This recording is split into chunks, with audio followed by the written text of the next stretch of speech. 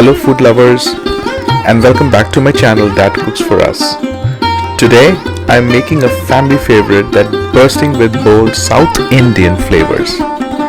It's the Mutton Sukha Masala. Sukha means dry, and this dish is all about rich spices and tender, juicy mutton coated in a fragrant masala. It's a celebration of South Indian cuisine with the aromatic magic of curry leaves, fennel seeds, and fiery black peppercorns. This is a weekend special at our house. My kids absolutely love it spicy, and I promise it tastes just as amazing as your favorite restaurant takeout, but healthier and made with love at home. Stick around and let me show you how to whip up this delicious treat. Let's get cooking.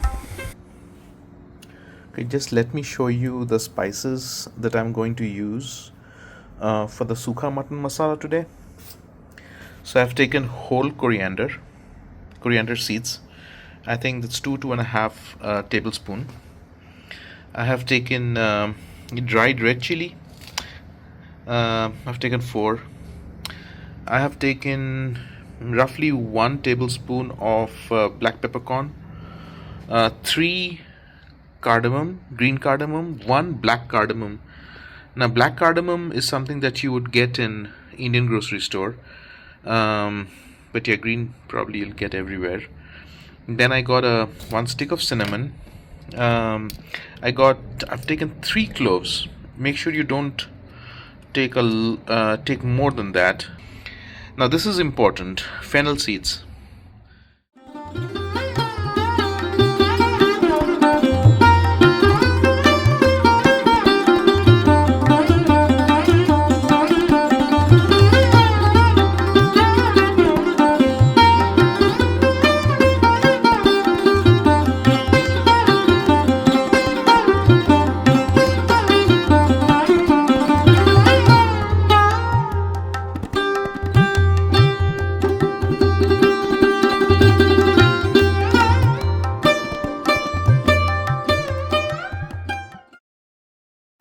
Alright, now that our masala is ready, let's move on to the next step, which is prepping the meat. I'm using 2 pounds of goat meat, which we call actually mutton back in India. You can use lamb if you prefer, but in my opinion, goat meat has a far superior flavor. Actually, growing up in India, lamb wasn't really a thing. It was always about the rich taste of goat meat. If you go to an Indian grocery store where they cut meat, they would actually make curry cut pieces for you. So to prepare, start by washing the meat thoroughly, then transfer it to a pressure cooker. Add 2 to 3 cups of water, 1 tablespoon of turmeric powder, 1 tablespoon of ginger garlic paste. You may also add a pinch of salt at this stage if you would like. And then once all of that has been added, give it a nice stir and put the pressure cooker lid back on.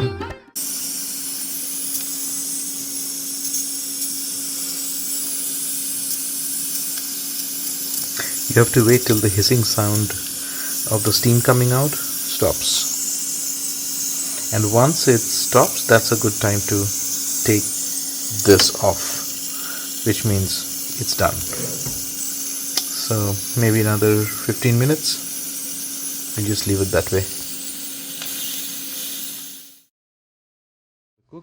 So this is the masala that I just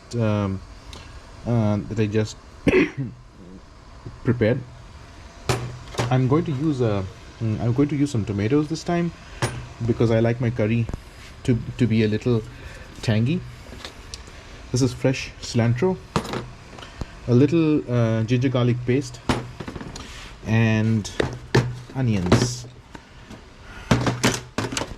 A lot of onions. And as for masala, all the masala that I have here, I'm going to show you when I add them. This is the mutton that I just pressure cooked over 5 whistles, so it's already cooked. And the star of this dish, curry leaves. So the Wok is ready. Let's go ahead and add some oil.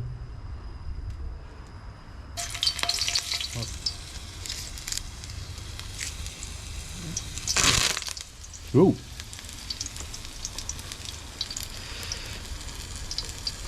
Let's go ahead and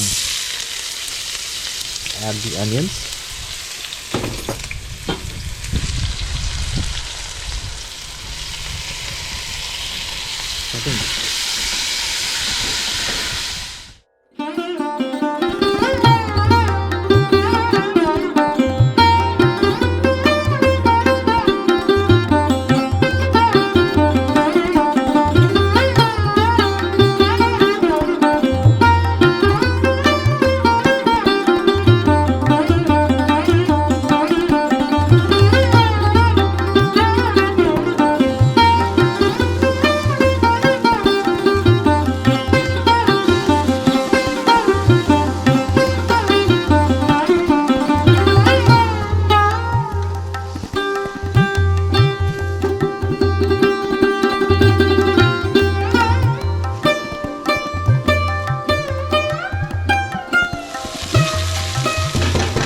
Go ahead and add the salt.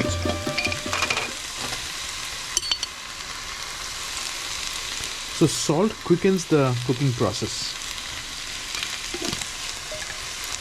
And what should I add? Maybe a little turmeric.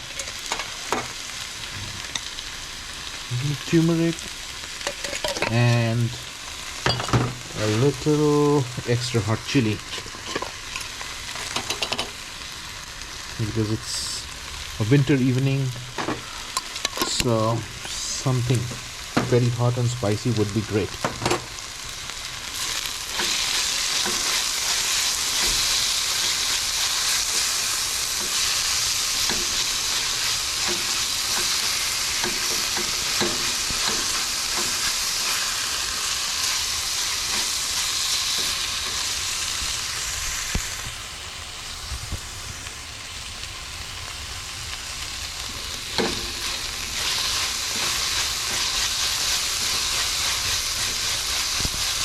Okay.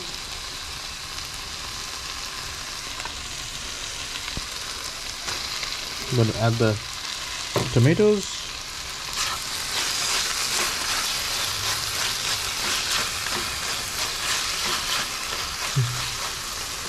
So I'll go like this for another 5-10 minutes, and when the tomatoes are nice and mushy, I'll go ahead and add the mutton.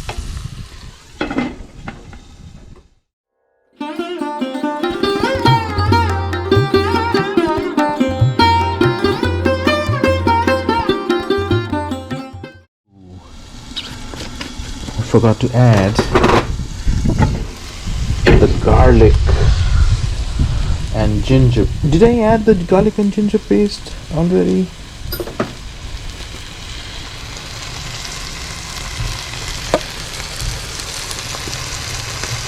No, I did not.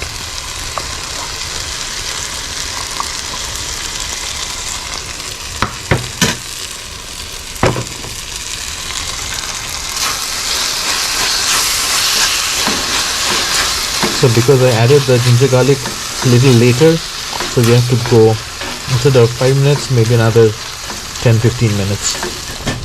Now I'm going to add a little bit of the spice that I made.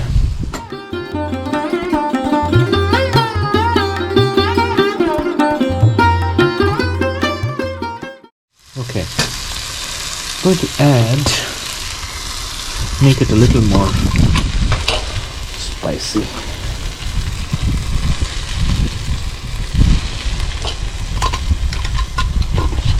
And add a little more of Kashmiri chili. Kashmiri chili gives a nice color to the gravy.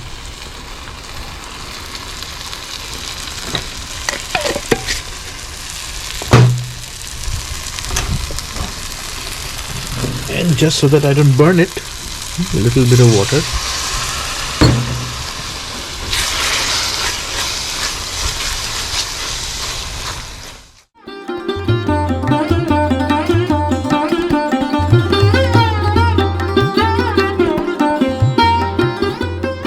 yours now.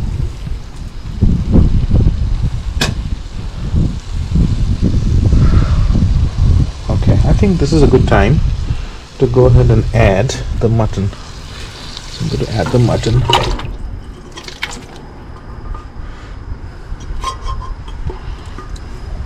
Now, you know, one thing that I'm going to do, I'm going to add a little more of that masala that I made, and then I'll taste for salt to make sure everything is good, and then I'm going to take it inside and put it on low heat and let it cook for easy 30 minutes.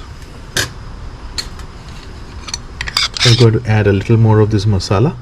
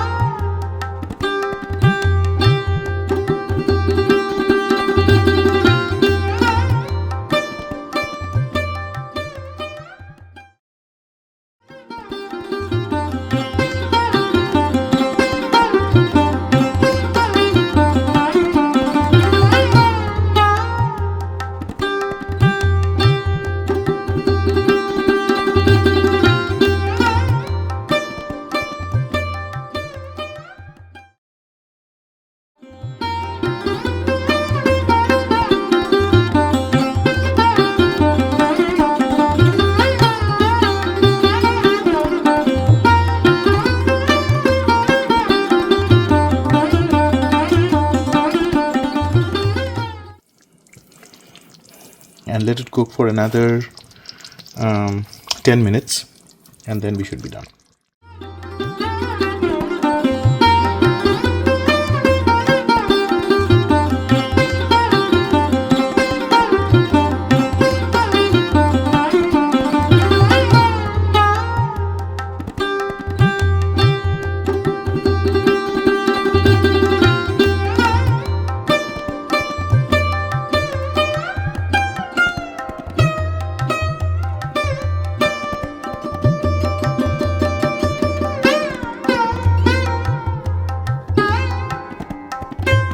At this time, we are almost done.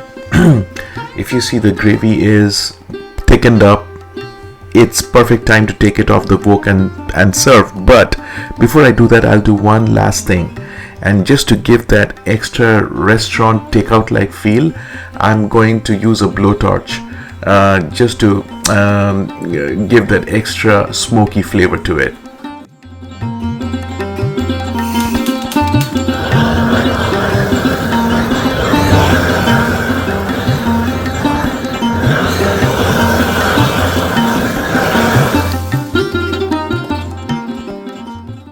That's it, my friends. So we made it. Look at that. Isn't that gorgeous? It came out just perfect. And this is how the consistency of the gravy usually is. It is very thick. This really goes nice with naan, paratha. Doesn't really go that well with rice, but try it out with naan, try it out with paratha, and if you can, make the naan at home or make the roti at home. Don't get it from the Indian store. It completely ruins the taste. Anyways, thank you.